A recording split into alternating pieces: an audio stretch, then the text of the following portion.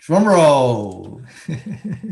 Hi, everyone. Thank you for joining our show last Tuesday of every month at 10 a.m. Pacific time. Josh and I are the dumb and dumber of Buddha Dharma.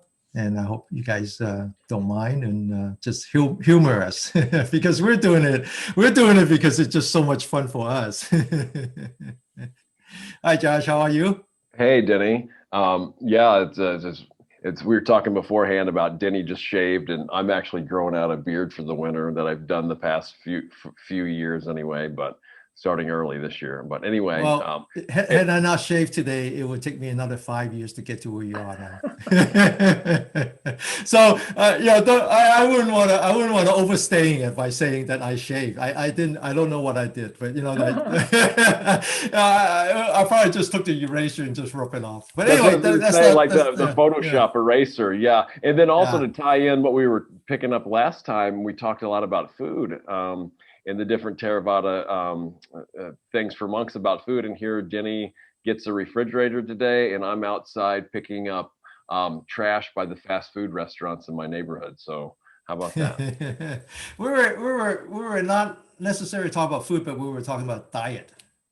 Oh, well, That yeah, that getting how alms, yeah, getting on. So the yep. idea And that storing food too, or not storing what we food were and really selling talking it. about last time was really the comparison between the Theravada Buddhism and the Mahayana Buddhism, and with pointing out the irony of how those two really doesn't describe who they are, because the Mahayana, to be accurate, is really the Chinese Buddhism, whereas the Theravada is, to be accurate, is really more the southern uh, branch of Buddhism. And if I remember correctly, we were talking about how sometimes one side takes something very very seriously, and then it turns around and takes something else kind of not so seriously. And we were talking about diet, vegetarian diet, and how the Theravada Buddhism, they can eat meat as long as they're not the one that caused the killing and the suffering, because they they do the arm, they go out and beg for food, right? Whereas the Mahayana Buddhism, once they get to China, um, the Chinese culture just doesn't support begging. It doesn't work for them. And so what end up doing is that they grew their own food. You know, they have to grow their own food, and so then they become very strict in the diet. But anyway, And we talked about the council and the different rules of dispute, right? The things of dispute. yeah, yeah. We, So we what mentioned that too. we kind of went a big full circle, and what we really want to talk about initially was really about American Buddhism. What is the future for Buddhism in America? And I make the point that we're not there yet. We're not even at the beginning yet. And because what I wanted to talk about is how there is no one Buddhism. There's every time the teaching show up in a particular corner of the universe, they almost always fail the first time, and then they then have to come back and get localized, into the culture. And so in that sense, all the Buddhism that we see in America, they have not been localized yet. So I make the distinction between American Buddhism, which doesn't exist, but it will, because we just have to go through that, and versus what I would call the immigrant Buddhism. The Buddhism that exists today are essentially practices that were brought here by immigrants who happen to come from a different part of the world. And so it's kind of important for us to really understand where they come from and the historical development. And so, should we continue? Sure, yes, and then that's if there is an American Buddhism, I would say it's in its very exploratory stages or pioneering stages, or development stages. Yes, and then the last two shows we kind of talked about what Denny just mentioned, and also the Theravada and the and the and the derogatory term or Hinayana. And also, Yeah, we talked a little about Chinese Buddhism too. yeah, So we're going to try yeah. to wrap that up, and then possibly, well, Denny, where are we going to lead to today after that wrap up? Well, we like to wrap up the historical development of Buddhism. And so that gives a context to all the different sects of Buddhism that show up in America, right?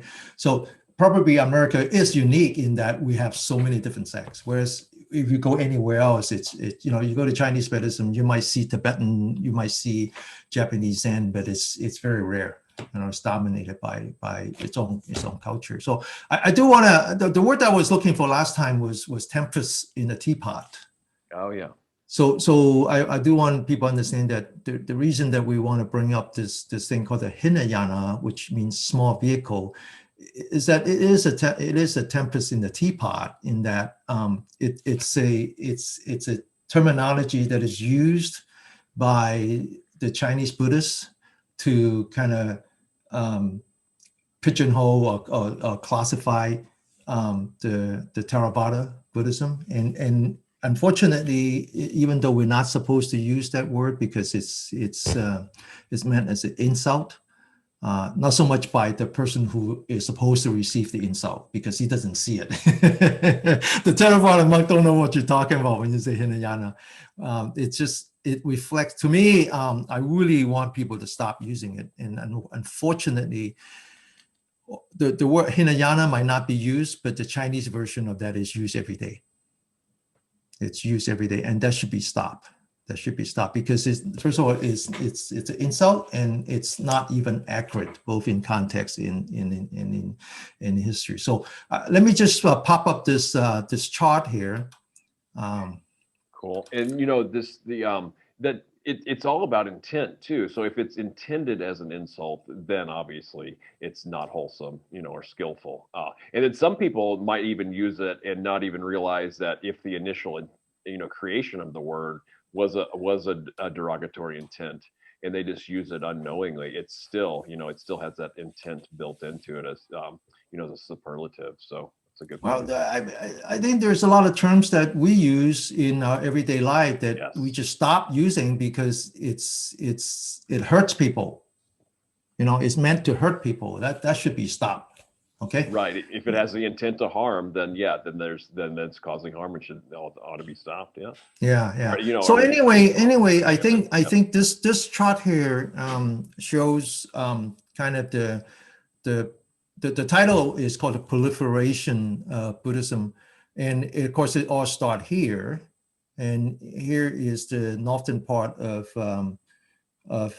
India. In fact, Buddha, the historical Buddha, was actually born inside of Nepal, and then of course most of his work was done in India. But at the time, you know, like 2,600 years ago, there were no borders. So Present day Nepal. Present day Nepal, yeah.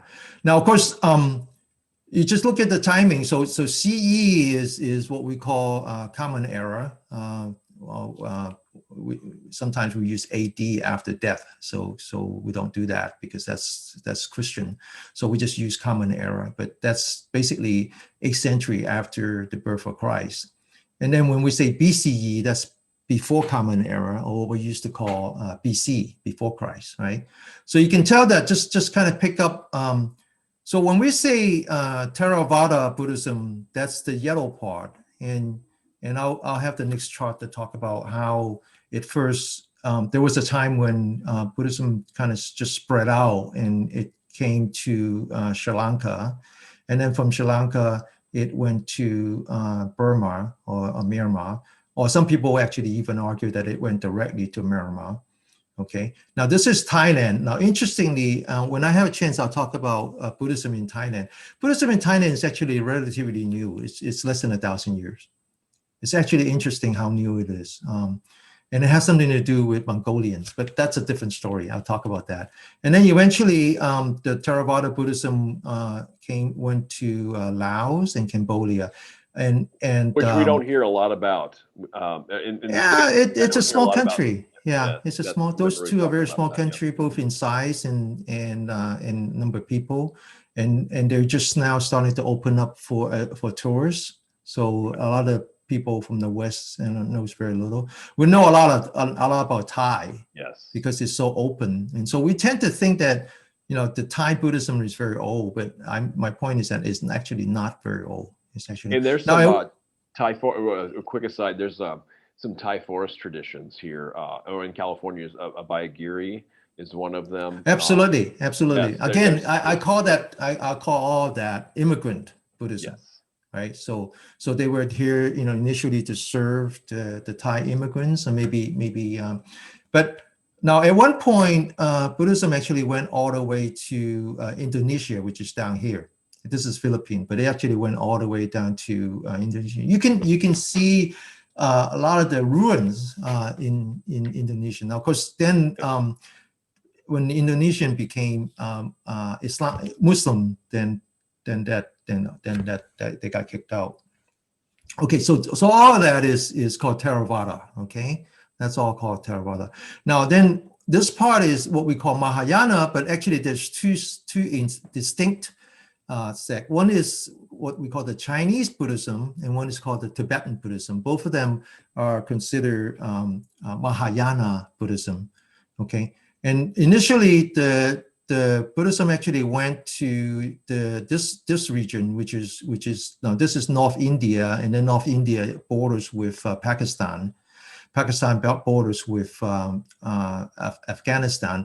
And what we know about Kashmir is actually right at the kind of triangle. So it's interesting that actually Buddhism went to Kashmir first. And actually went to Kashmir and again, you can see a lot of relics. You remember back when Taliban was in control of the northern part of Pakistan and northern part of Afghanistan, one of the things that they did was that they blew up all the giant Buddha statue. Okay, so you can that's a sort of a relic of Buddhism, at first, and then from here they actually went to Kazakhstan and all that, and then eventually came into China. So that was the first time that Buddhism was brought into China. Now this says that first century Common Era. So this is like 400 or 500 years after, at least 400 years after the death of Buddha. But I will talk about this a little bit because initially when it came to China, it wasn't Mahayana. If you look at the scripture that came at that time, it's actually a lot closer to the Agama teaching, a lot closer to the Theravada teaching, okay, which is very interesting. Now, then eventually from here it went to Korea, and then from Korea it went to Japan. Now, this is actually 4th century and 6th century. This is when Buddhism first went to Korea and Japan, but not Zen Buddhism. Zen Buddhism actually went there much later than that. Okay, because the Tang Dynasty is around 6th century, 6th or 7th century, and when we say the Soto Zen and those are actually hundreds of years after the death of the 6th patriarch, so they're more like the 11th century and the 12th century. Okay, all right. So this is a chart. So what I want to talk next is then. What was the initial proliferation of Buddhism, right? So if we borrow this word called proliferate, where did it go first? Because it didn't have, none of these happens. These was much later. When it first went out of India, it started, and so the next chart is a good one. So the next chart, these are the dates that are kind of more or less agreed upon, except that the Chinese Buddhism tend to think that it's much earlier than that. And there's a whole story on why they think that it's earlier than that, because they have to date it before the birth of Confucius, okay? Crazy. So anyway, but this is internationally, this is what we sort of agreed on, okay? That Buddha was born, and then Buddha passed away, and he was 80 years old when he passed away, and then a king Asuka, and then eventually there was what we call a council. So historically there has been three or four councils. We're only going to talk about 3 councils. So the first council was right after the death of Buddha. Was immediately after the death of Buddha. It wasn't exactly immediate, but only because they have to wait until the end of the rainy season, and they have to wait for people to come back. And so Mahakassapa is the most senior. Did I pronounce that right, Josh? That sounds right. Okay, all right, Mahakassapa. Maha just means big. Mm-hmm. Maha means big. Now let me talk about this. So Kassapa is the name of the three brothers who actually brought about 1,000 students to Buddha. So Buddha was not in the retail business. He was in the wholesale business. He didn't actually have one or two, he didn't get students one at a time. So when we talk about like the sutras, we say, oh, we always say like he had 2,500 students. This is always the sutra, they say that. The first 1,000 students came from three brothers who also have the name of Kassapa. And so the oldest brother brought 500, and then the younger two brothers brought 250 each. And so there's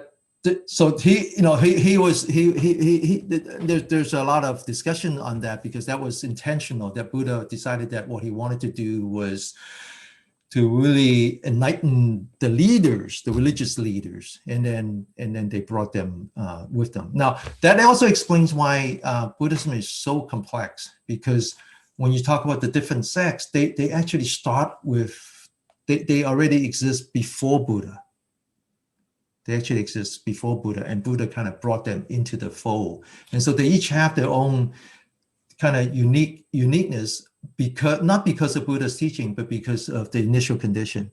Okay? Now you're talking about like they were ascetics before, right? And they were ascetics before. They have their own methodology. Okay, and then they came under they joined the Buddha's kind of order, right? Right. So, and then as a side note here, an addendum, that there's plenty of suttas too that where just here and there people would come to see the Buddha, or he would encounter people and they would end up joining too, but it was more kind of an individual one. But you're talking more of the massive, or the massive amount. Correct. Yeah. So the first Buddhist council is there's no controversy on that. Everybody agree on that. That immediately after the death of the historical Buddha, his most senior student, Mahakassapa, called together 500 of his disciples, his most senior disciples. These are all Arahant, and the word Theravada meant the venerables. Except for Ananda has an interesting story. He was an Arhat, but just at the last minute before he joined, right? So. Well, the reason for that is that he couldn't be an Arhat. He couldn't join unless he was an Arhat. He wasn't even a bhikkhu. Because had he been I'm talking about the first council. I understand that. What I'm saying is that Alanda, who was Buddha's cousin, born on the day that he became enlightened, who later on became his attendant, he had to be a novice monk, because had he graduated himself to become a full-blood bhikkhu, he would have been sent away. So he didn't want to be sent away. So he never actually practiced. He was the guy. He was like me, just like, except that I didn't use my memory. I used my video recorder, But I'm talking about that to be able, since he memorized pretty much all the teachings, right? He had to. Correct. But so he had an agreement.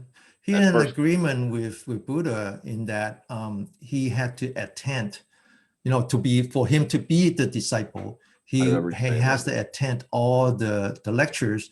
And not only that, but if he were to miss one, for example, if Buddha had went to a different realm for his teaching where Ananda couldn't follow, he has to come back and repeat it. So that's why he has this incredible photographic memory, and so he was invited into the council, except that he wasn't an Arahant, because he never actually. So it took him 3 days. And then the interesting part is, he was trying so hard, and at the last minute, right when he was laying his head down to go to sleep, is when you have to give up. Arhat chip, right? Yeah. No, it's true. I mean, the moral of the story is that the harder you try, the worse it gets. The Taoists, if in the future we might have a time to talk about the Taoist teaching. And the Taoist teaching comes from Lao Tzu, and his writing was something called the Tao Te Ching. I don't know the English. And in there, there's a very famous phrase that says that if your purpose is to study, as if you're like book knowledge, then you would gain every day. The more you study, the more you gain. And then it says right there, it says, but if your purpose is to practice, then the more you study it, the worse it gets. It's about surrendering. That's a great story for surrendering, relinquishing, abandoning. Those are all languages used. Renunciation. So those are. But it's most people in the West think of those things as negative thing. It's more about renouncing and abandoning, the unwholesome, the unskillful. We need to talk about that in the future. So let's continue with this. Okay. And so the purpose of the gathering wasn't even about Ananda. It was about another senior student, and the reason for that is that as soon as Buddha passed away, all the students kind of say, "Hey, we're free," and then Mahakassapa said, "No, not so fast." So he called the council, and they spent most of the time, really put together a set of rules, a set of for the monastics, And then it was only after they did that, then they call upon Ananda to say, "Hey, let's focus now on."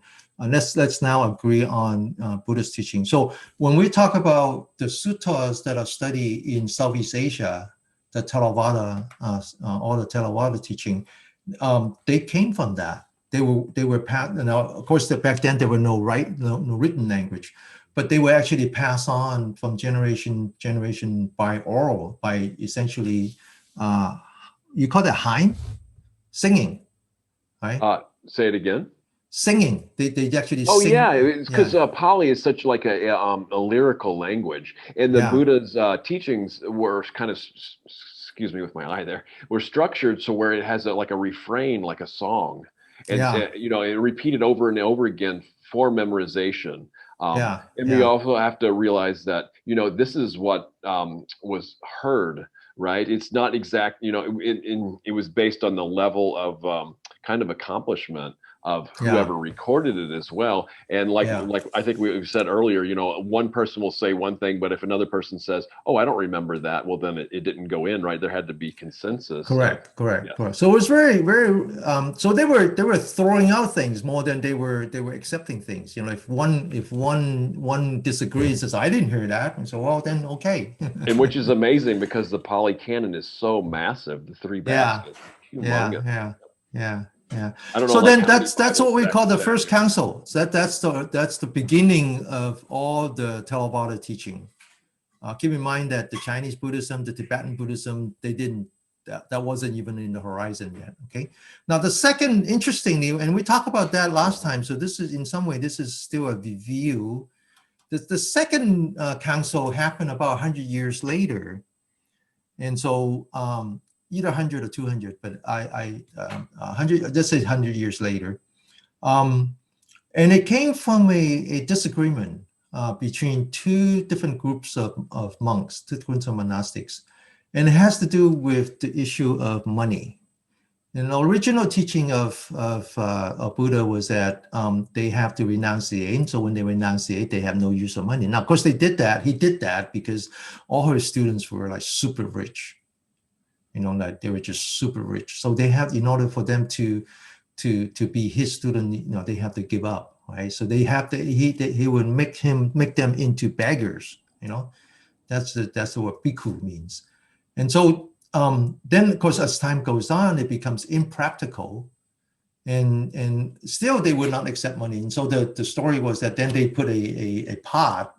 And they allowed the disciples to throw money into the pot, and then they would collect it indirectly. And so the other side said, no, they can't do that. And so they had this big powwow, and that was sort of the split, the initial split now between. Some people would argue that they're the Mahayana and the Hinayana, but that's actually not accurate. But it is accurate that there was a split. And Always about money, huh? It comes to this day. religion is all about money. Well, I mean, just pretty much everyday Organized life is religion too, is all everything. about money. Yeah, it has always been about money. And one of these days, And the I'll tell you systems my, we're living in now as well. But I mean, that's yeah, for good it's and always bad, been, Yep. well, money, keep in And mind that money, religion is a language and money is another language. exactly, yep. And Okay. it's an idea at the heart too. Yeah. There's an idea. So we talk about that. There was this 10 points of controversy, which very interestingly, the money was the last one. The first one is about salt. It was about, can you preserve the Talked about offering? If you get enough today, in other words, is it okay for me to carry an ice box with me, right? That kind of thing, right? And so the very rigorous orthodox sect says, no, you can't do that. You can't even carry salt, because the original Buddhist teaching is very clear that you don't do any cooking, you don't do any farming, you just go out and beg for food, and you do that once a day, and you pick a random direction, so you're not repeating yourself, and you go down 5 houses. It was very, very clear. And so every house, you don't enter, you knock, and you don't say anything, and if they don't come out offer you food, you go to the next one. And if you go through 5 and you didn't get any offering, well, then sorry, try again next year. You go hungry. But if you go 5, you can't go to the 6. And if you go through 3 and you have enough for the day, you still have to do 5. You can't stop it, when you get enough food. So it's very, very rigorous. You can't accept money. You just have your bowl. Just have your bowl out. Just have your bowl, and you cannot preserve them for tomorrow. If you get too much, you have to. If you take what you can, and then you give it to the poor. It's very, very clear. This is about an ascetic lifestyle, but a middle way, not too ascetic where you're starving yourself, but you're reliant and dependent on the community, and also you're out there amongst the community, regularly, and not just off, on the mountaintop all the time. So yeah, it actually practices 2 of the 10 parami, right? The monks are practicing. He's practicing the what's the word that you give things away? What's generosity, yes. The people are practicing generosity. He's practicing renunciation. Yes. So the monks are practicing renunciation, practicing being humble and being disciplined, and then the normal people are actually practicing generosity and also equanimity. Yes. Because you're supposed to offer and not expect anything back, right? So it's actually part of the practice. So anyway, so that was the second Buddhist council. There's not much disagreement on that. The important things here is really the start of the beginning of the split, of different people's interpretation. One being very, very rigorous, don't change a thing, and the other one says, well, the world's changed, so we should change with it. Now, finally, the most important person in the, again, proliferation of Buddhism is King Asuka, right? So he was born about 300 years after Buddha. He wasn't a Buddhist to begin with, but he became one. And then he decided that he really wanted to tighten up because he just saw too many people are not following what he would consider the Buddhist teaching. So then he got all of them together, and then there was a third council. So the third council was really to first kick out all the non-conforming monks. And then they got together, and this is actually the beginning of so we talk about the 3, we talk about the 2. One is the disciplines, the Vinaya. The second is the Buddhist teaching, which is the Sutra. And then there's a third. The third are all the writings by the monks. Okay, and that started with the third person. So when we talk about what's Abhidhamma, Abhidhamma. Abhidhamma. Well, there's Yeah. some controversy, not controversy, but there's differing opinions in that, and I'm not really qualified to talk about that yet. But Hmm. the other ones are commentaries too. So that's like Yeah. that's the third basket. So those are Yeah, yeah. commentaries And on the original teachings. And that's not unique to Buddhism. All religions are like that. that's All right. religions are like that. So There I are mean, some for example, enlightenment in poems too to throw in there. So yeah, that I the mean, other people look, they I mean, write poems I after know the nothing enlightenment. about Islam, but I do know that Yeah. in Islam you have the what came from Muhammad, and then you have other stuff that came from other scholars, and people don't necessarily study the Quran. They could be studying something else. So this happens a lot. So then what's interesting is that once he got all the documentations together, and they start to say, okay, here's a set of complete set of teaching with the three parts: the what came from Buddha directly, called sutras; a code of conduct, we call the Vinaya; and then finally the something like the Abhidhamma, some of the commentaries, some other things that are supporting interpretation. So all that together, it's like the encyclopedia now. Okay, so now it's time to send out the encyclopedia salesman. So the history is that the king Ashoka actually sent out 9 different missionaries, 9 different groups of missionaries. The one went as far as Greek. And so actually, like in the museum in San Francisco, if you go to the top floor, the Asian Pacific Museum, you go to the top floor, they would have the different Buddhist culture, and they would talk about how the Buddhist statue, how they change over time. And there was a period where it looked very much like the Greek artwork. And so that was heavily influenced by, so the Buddhism went to Greece, and then it came back with the artwork. Okay.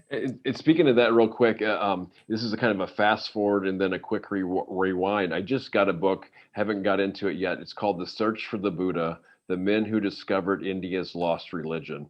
Basically about, how it died out in India, but then it was rediscovered by some of these Westerners. So it's, I've heard a little bit about it, so I'm looking forward to reading that.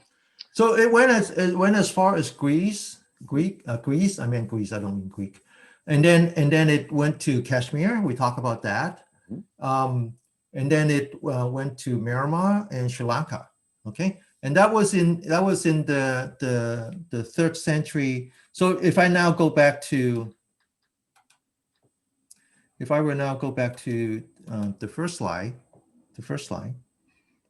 So this is what happened is that during the King Asuka time, the Buddhism started to propagate, and it went to Kashmir, and from Kashmir it went to Greece, and went to Afghanistan, Kashmir, all that, and then it went to different parts of India, and then it came down to Sri Lanka, and then it went to Myanmar. So that was in the 3rd century BCE, before Common Era. Okay, so that hasn't changed. Practically it hasn't changed. In terms of what the appearance, the practice, the literature, that hasn't changed. Now, so that's Theravada. That's Theravada Buddhism. So what happened with the Chinese Buddhism or the Mahayana? So again, let's go back. Let's go back to why the word yana. So again, last time we talked about the Lotus Sutra, and there was a analogy of an old man with his clan. He's trying to get them out, and the house was on fire. And so this is really like us who are so still very much enjoying our material existence. And so the old man is like Buddha. He's trying to get us, enlightened, going back to being an enlightened entity. And so he pulled out these 3 different carts. One is pulled by a deer, and one is pulled by a horse, and one is pulled by an oxen. So the idea is the small vehicle, the medium vehicle, and a large vehicle. And so what Buddha was basically saying is, well, the small vehicle is about practice of yourself, how you would relieve of your own suffering. okay? And then the middle vehicle, and then the large vehicle is about helping as many people as you can. But he meant it as progression. He didn't meant it as a choice. So what about the middle vehicle, though? The middle vehicle is I forgot the word. I know the Chinese word. It's people who become enlightened on their own without actually studying Buddhism. Oh, it's it's the private Buddha, right? Yeah. Is that the one?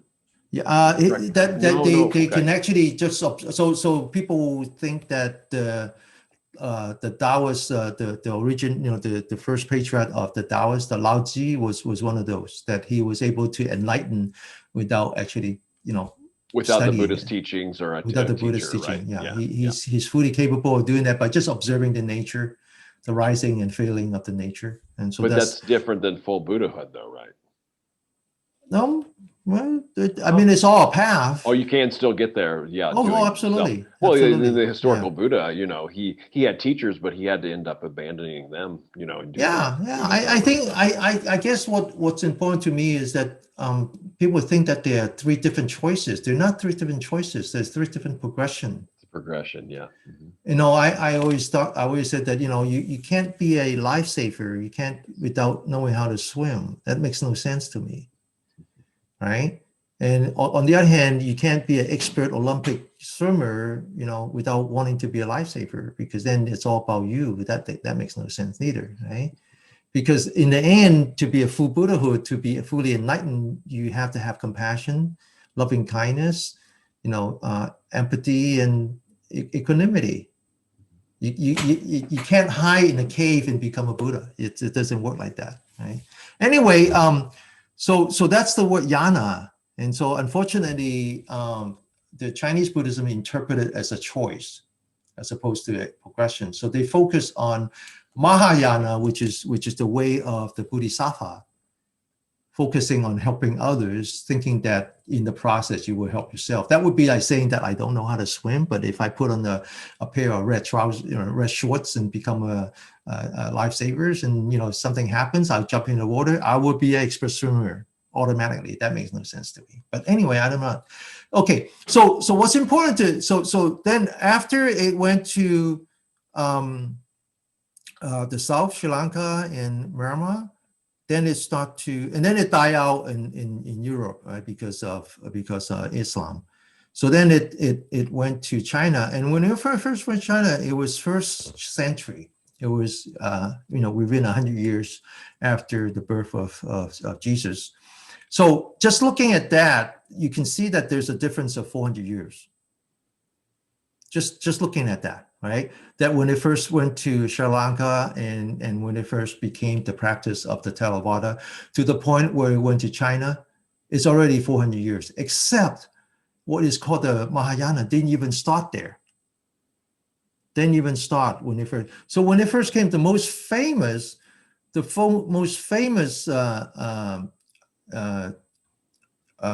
relic of how Buddhism went to China is this temple, or this pagoda called the White Horse Pagoda. There's a very famous, so when you talk about the Silk Road, so this is in fact the Silk Road, right? So this is in fact the Silk Road. Oh, let me go back. So this is in fact what's called the Silk Road. Okay, there's another one that goes down, but this is in fact the original Silk Road. And so there's somewhere in here, there is a very famous pagoda called the White Horse Pagoda.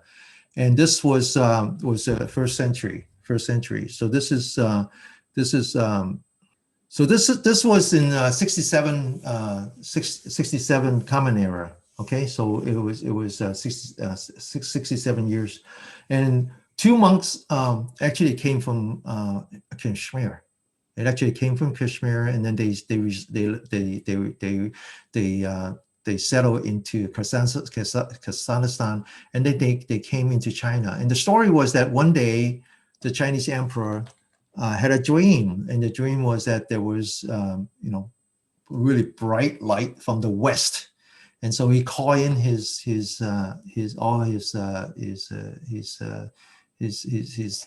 prime ministers and whatnot. And he says, I had this dream.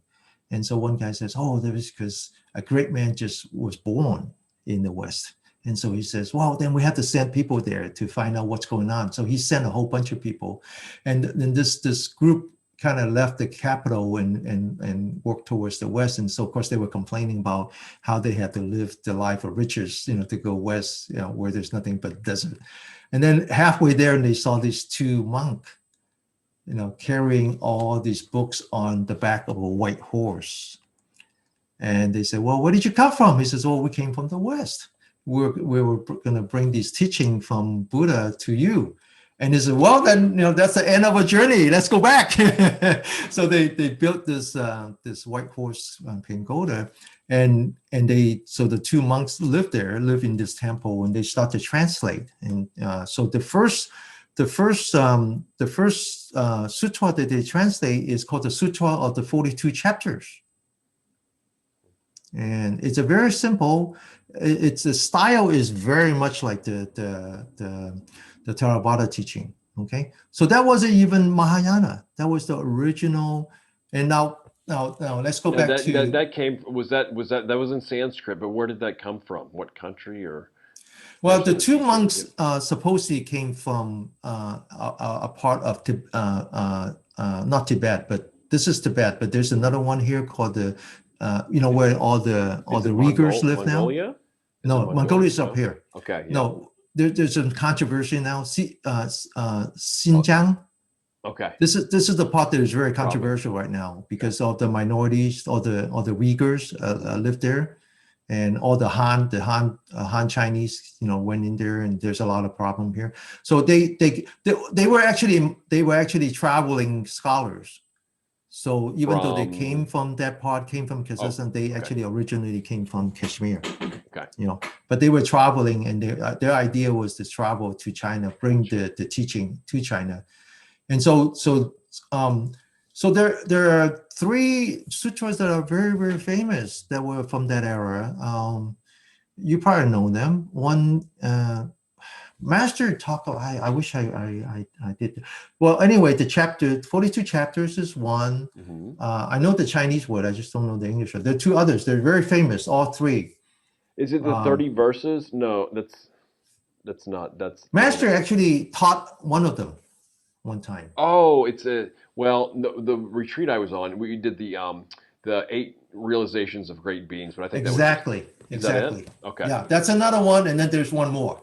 Oh, I see. Yeah, so those are very famous. Those are very famous. Always, we'll think of it here in a second, maybe. But I'm wondering, I always loved tracing the origins, and it drives some people batty. Like where did it come from in Kashmir? It came from that era. It came back. So this is worthy of another show. It's really the original pre-Mahayana Chinese Buddhism writings. Yes. Yeah, writing. Because there's another story that there's another set of sutra that came from the south, which came because we talk the about guy that did the elephant thing, right? The guy that rode on the elephant and went to get teachings in India. We're going off a little bit, but just quickly, we all talk about this one monk, the Tong monk that went to India. Well, there was another one that predated him. Okay. He actually went there on land, and then he came back on sea. And interestingly, when he came back, he went to Sri Lanka, and he took with him what we call the Agama Sutra. Let's talk about that in the future. So the point that I'm trying to make here is that there's a 400-year difference between Buddhism first went to Sri Lanka and Buddhism went to China.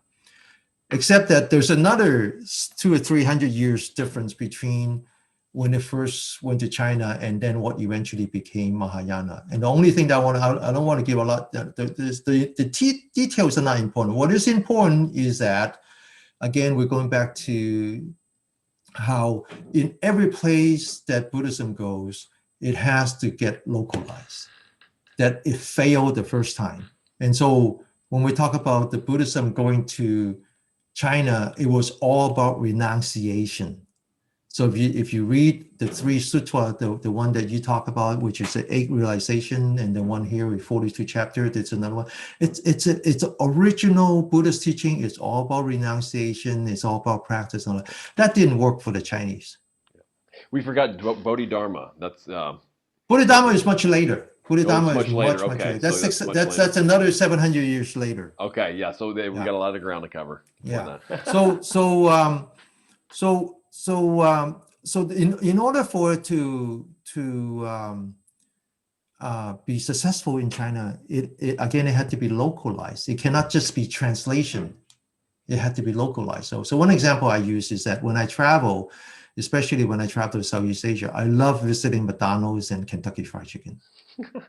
When I'm in the States, I never go. And the reason is that I'm not interested in the American version of McDonald's or the American version of Kentucky Fried Chickens, because all of those have failed. And what I'm more interested is the localized version of the McDonald's and the localized version of the Kentucky Fried Chicken. And they are interesting. Yes, yep. They are really interesting. We mentioned the pizza effect, or I mentioned the pizza effect last time. Yeah, we talked about pizza. Kind of similar. Like it was like pizza went to from Italy to New York and the States, but then whatever happened with pizza in the United States went back to Italy, and they incorporated that there. But it doesn't seem like America's. So it's the localization that is interesting. So again, the original idea of wanting to talk about American Buddhism is that American Buddhism doesn't exist yet. It will exist, and it will exist when we finally take the teaching and localize it to our need. Okay, so what we have today in America is not yet the American Buddhism. What we have is immigrant Buddhism. Okay, and so, but even in China, in order for it to be successful in China, it had to integrate Confucianism and Taoism. Okay, so when we say Mahayana, what we're really saying is Chinese Buddhism, and Chinese Buddhism is this crazy mix of Buddhist teaching, Taoist teaching, and Confucius teaching. So there is no pure Buddhism. So if you say, okay, I want to study Mahayana, I want to study Chinese Buddhism, just keep in mind that you're studying Buddhism in China. Okay, now, because that continues. So now when you talk about Tibet, so here is how it says that the 8th century Tibet. Now, this is actually not true. When Buddhism first went to Tibet, it came from China. And so there's a very famous princess. There's a very famous princess that was married into Tibet. At the same time, a very famous princess was married into Tibet from Nepal. So this king in Tibet actually had 2 wives at the same time, one from China and one from Nepal. They both brought with them their version of Buddhist teaching. And in fact, we talk about the Guanyin Bodhisattva, and then we talk about the what's the green and the white Tara. We talk about Tara. White Tara, yeah. So there's many different colors. There's red Tara and there's all that, because in Tibetan Buddhism, most of the figures are male. So even in Guanyin has mustache.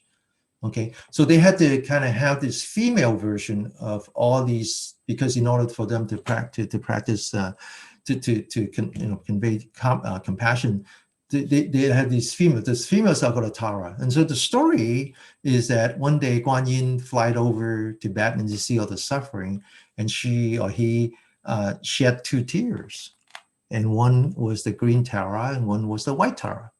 The green Tara was the princess from China, and the white Tara was the princess from Nepal. And so they brought the Buddhism into Tibet. Again, that was immigrant Buddhism, right? And it failed. It failed miserably. I mean, it lasted about 100 years and then it failed. And so the Tang Dynasty was 8th century. So the Buddhism actually went to Tibet 200 years before, what is said here, which is the 8th century Common Era. But it died. Then Buddhism kind of resurrect itself by going back to India and bringing the teaching back to Tibet. But by that time, it had to be integrated with its local religion, Bon. Bon. Okay, and Bon is an animalistic religion. Well, I think that what is the term they is used? It's Shama. or shamanism or animism. I think a lot. Animism. Animism. But that's okay. That's okay, right? That's okay. I mean, before Catholicism became the religion, the state religion in Italy, what do you think they worship, right? Everybody worshiped that. And so then what we call Tibetan Buddhism is another mixture, unique mixture between what they would perceive as Buddhist teaching and then the local culture. And so there's a lot of ritual, and they are basically those predates Buddhism. Okay. So very quickly, Buddhism went to Korea. And it wasn't 4th century was not the Bodhidharma came to China in the 6th century. In the 6th century, so this predated Zen, okay, and then eventually Bodhidharma came into China and brought Zen meditation into China. And then he was the first patriarch, and then we now talk about the 6th patriarch, which is another 100 years later, 7th century now. And then eventually the Zen. So once after the 6th patriarch, then there were 5 different schools. Okay, so from the 1st to the 2nd, from the 2nd to the 3rd, and so forth, it was actually like 1-to-1. It was really 1-to-1. Now, I hope when we talk about by that you mean like a transmission from master to student, or from master to student, and then one old student, lineage holder to the new lineage holder, right? Yeah, Patriarch. It wasn't. Yeah. So there's a very, very famous saying called the 1 branch, 5 leaf. So there was just a 1 branch from the 1st to the 6th, and then 5 leaves go to the 5. So what we know about the Japanese Zen Buddhism, we call the Soto Zen, and then we call the Renzen Zen. Those are the two of is it Renzen? Yep. Renzen Zen. Those are the 2 of the 5 branches. Now, very quickly, we will talk about Qi and Qigong and talk about Yi Jing Jing. Okay, so Master always talked about Yi Jing Jing like he learned that from his grandfather. Okay, he always say that he learned it when he was 5 years old, and then eventually he came to the United States, and he met this one chief monk, Venerables, Min Chi, who was the chairman of the Buddhist Association in New York. Okay, and then one day. This monk decided to teach Master, and after he taught Master repeated it right away. And so the monk, the old monk, was very surprised, and Master said, "Oh, I already learned that from my grandfather." Okay. Well, what Master didn't know, well, he knew what is that this Munchi monk was the 49th abbot of a very famous temple in China. And of course, in 1949, when the communists took over China, everybody left, right? Those who were behind got killed. Buddhism no longer exists. The temple was completely destroyed. So he was the 49th abbot. Well, the first abbot, or maybe not even abbot, the guy who actually built the temple was a student of the 4th patriarch. So I have every reason to believe that the Yi Jing Jing that we learned from Master was handed down by Bodhidharma himself. Very well, could be. Well, and where did his grandfather learn it from? Well, his grandfather was a Shaolin. He was a disciple of the Shaolin martial arts school. So there's that. Yeah. Then real quick, how do we explain for the other versions of the Yi Jin Jing? Isn't there like two other main versions? We'll save that for another show. Yes, yeah, we'll have to do that. We'll Yeah. save that in another show. Okay, Much, yeah. so then I want to talk about Zen Buddhism. How did it first Buddhism went to Korea in the 4th century, but actually the Zen Buddhism went to Korea in around the 9th century. Okay, in 9th century, because it had to be after the 6th patriarch, right? It had to be after the 6th patriarch. So it went, and today we call it the sun meditation, SON. Okay, that's in Korea. That's what it's called, sun meditation, and that's basically Renzen, mostly Renzen. Okay, and then from there it went to Japan, and Renzen went to Japan in around the 12th century, and there was a very famous monk from Japan that went to China and brought Renzen. Oh, not Dogen, the Soto. No, that's much later. Okay. That's much later. Much later. So it's important to understand the difference between. Did I say it right? Renzen. Renzai, I think it's. Renzai. Okay, I've heard it fine. pronounced before. Yeah. Okay, it's very important to understand Zen Buddhism in Japan, because Zen Buddhism is very popular in America. It's very popular in America, and you have to understand where it came from. Okay, so first of all, they actually came to Japan in the 11th or 12th century, first by way of Korea, and then eventually in 1187, a monk went to China directly and brought it back. Now, this is very important because the Renzen Buddhism was the basis for what we call the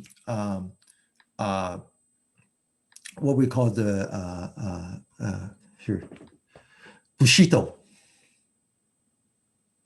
Bushido is the way of the samurais.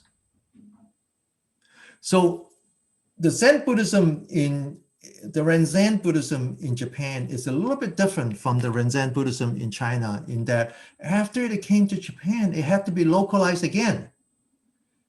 And it got localized with Shintoism, which is the worship of God. And then it also got mixed in with Confucianism. And it became the basis for the samurais. So when we talk about Qigong, in the future, we talk about Qigong. Qigong is really like just the body. It's not even, it's the body, it's the concentration of the body. It actually, the ultimate goal is not thinking. Not thinking in the sense of not using your analytical brain. Therefore, you react without hindrances. That was the basis for the samurai, that if they practice meditation, they became a good swordsman. And their sword would be so fast, and Master actually talk about this, that if they cut someone, it was so fast that no blood remain on the sword. And the only reason they could do that is because they're completely in control of the 5 hindrances. So they don't let that interfere with their reaction.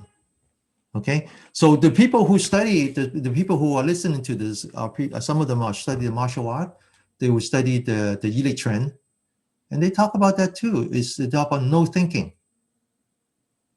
Okay, so then it slows everything down and takes too many resources, right? By the time you put language in or images in your head, then you're already lost time in reaction time, in action time. Yeah. Correct. And then also, real quick, there's Rinzai in the Linji. There's parallels between Rinzai in Japan and the Linji lineage of Chan, right? But that's another. Correct. Yeah, the pronunciation is different. Pronunciation. But again, I just want to point out that it had to be localized. Yes. And it localized in Japan by combining Confucianism and Shintoism, and then it eventually became Bushido. Okay, and what's interesting is that if you look at the history of Japan, is that the samurai up until then were servants. and they were working for the the royalties, the aristocratic, and then eventually, because of Bushido, they became more powerful. And so the Shogun era, okay, the Shogun era was one where the power resides with the samurais, and the court was just for common or peasants. The court became just symbolic. I see. And so that continued until like the mid 19th century with what we call the Meiji Restoration, when Commodore Perry was sent by President Roosevelt to open up Japan, and then they decided that the only way that they would survive is that they become modern themselves. And so they switch. This is the time when they switch, and they give more power to the emperor, and they took away all the power from the samurai. So if you watch the movie from Tom Cruise, that's the story. Now, what's interesting is that this is when they do that, then they have to elevate Shintoism. They have to elevate Shintoism, and so then they push down Buddhism. And so when one of the things that we talk about is the Buddhist monk in Japan, they can eat meat, they can drink alcohol, and they can have wife and kids. That's not the history. That only happened in the last 150 years. Politics, right? As with because they go back, they took the power away from the samurais, from the shogun, they give it back to the emperor. In the process, they elevate Shintoism, and then now Buddhism has to survive on its own, and the only way that they survive on its own is then they became family business, and they were forced to have a wife, they were forced to eat meat. Otherwise, it could have died out. Otherwise they couldn't die out. Now, okay, so let's go back to Renzen. So Renzen was brought into China, and it was embraced by the samurais because that was the way that they can practice their swordsman and all that. So then another, I would say another 50 years later, less than 100, another monk, Dogen, yes. Dogen went to China, and he brought back a different sect called Soto sect. Okay, Soto sect. Then he brought it back, and it was meant for the commoner. And so there's a very famous saying. It's called the saying is called Renzen for the shogun and Soto for the peasant. And Soto Zen became much simplified, very, very simplified. And so the Renzen is focusing on what's called a Konrin. You have this like koan, koan. That's pronounced in the West, I guess. Koan. Where you're supposed to like what's the sound of one hand clapping, right? That's a very famous one. A lot of Westerners know some of these. Very, very, very famous. Again, the idea is that it's a no thinking. So you're supposed to confuse your mind, looking for an answer that doesn't exist. It's a riddle. You can't have a logical answer to it. So if a monk, sorry. Go ahead. How do you fill the C in a sieve? In a colander, right? So it was supposed that thousands of those. So they're customized. So the master would give that to the student, and the student come back and say, "I figured out." He got kicked out of the mountain. Now, what's interesting is that Soto Zen, because it had to be simplified for the peasants, then there's a very famous saying called Shinkatasa, which translates in English into only sitting. Or just sitting, yep. Just sitting. Now, I have a little bit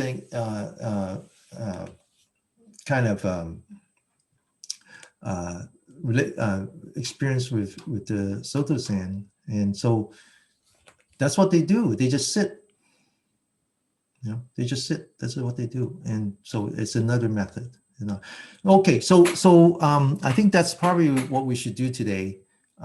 We'll pick a topic for next week. So again, in summary, I just wanted to say that I look forward to the day when we actually have quote unquote American Buddhism. And we could very well be a participant in that, into figure out what Buddhism means for Americans or Westerners. And hopefully it won't include celebrities or reality TV shows, because that's pretty much religion of America. I think we had enough of that. Exactly. Well, that's America's religion almost, So how are you well, going to that is. Yeah. That so is, maybe that when is. when that fades away, then we'll incorporate something else from America into I actually think that, well, I don't know if that is the answer, but my answer is that it has to integrate with science. Well, and a lot of that is already happening. You have these monks that will go into machines and stuff. Yeah, I mean, when you talk about duality of particle and wave, that's very consistent with practice. I have to agree with this once we get some of the issues out of science, because science has almost turned into its own religion now. It's become a scientism instead of. So I think at the very minimum, we have to reconcile with science. Yes. Okay. We have to reconcile with Christianity.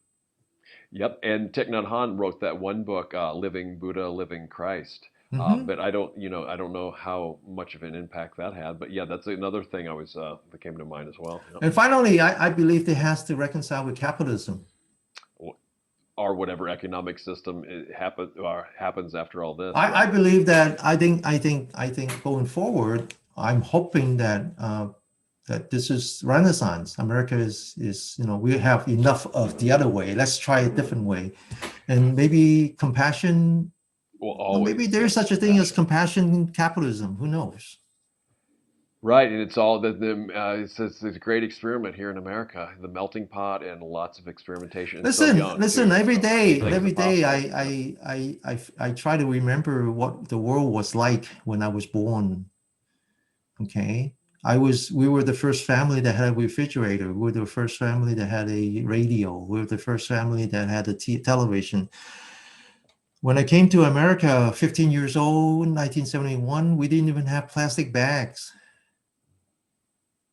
There were no plastic bags. When I went to college, be a good thing, though, now. When I went to college, we didn't have microwaves, so there's no packaged frozen food. So I am sorry. I am responsible for destroying the world. In a way. But on the other hand, if there is money to be made in destroying the world, I bet there is money to be made in restoring the world. Yeah, I bet compassion. I bet compassion capitalism is another. It's as good a way of making money. Yes, the true, honest, the real version of that, not just pandering and having window dressing and making yourself, I don't like the word virtue signaling, but unfortunately some of the stuff that people are getting into, which is a good start, a lot of it is just a false veneer of goodness, when behind the scenes, a lot of stuff is still going on, but it's a start, better than just outright exploitation of everything. It's worthy of a try. Yes. Right. Of doing, because there's no trying, right? Yeah. Okay, anything else, Josh? That's it, Denny. It's been a pleasure, and I gotta go down and try out my new refrigerator, get some ice cream in it, and see if it melts again. All right, I still remember the day I was 5 years old and my uncle brought a refrigerator. Isn't that cool? I mean, I hear these stories from my grandparents and folks. It was really nice because I saw ice in there, and and then when they melt, it became water. And then I remember, a mile away from our home, it was the place where they generate electricity, and they have cooling towers with water flowing down, and I couldn't understand how the water could get from the cooling tower into the refrigerator. You had the Iceman come and bring it to you, right?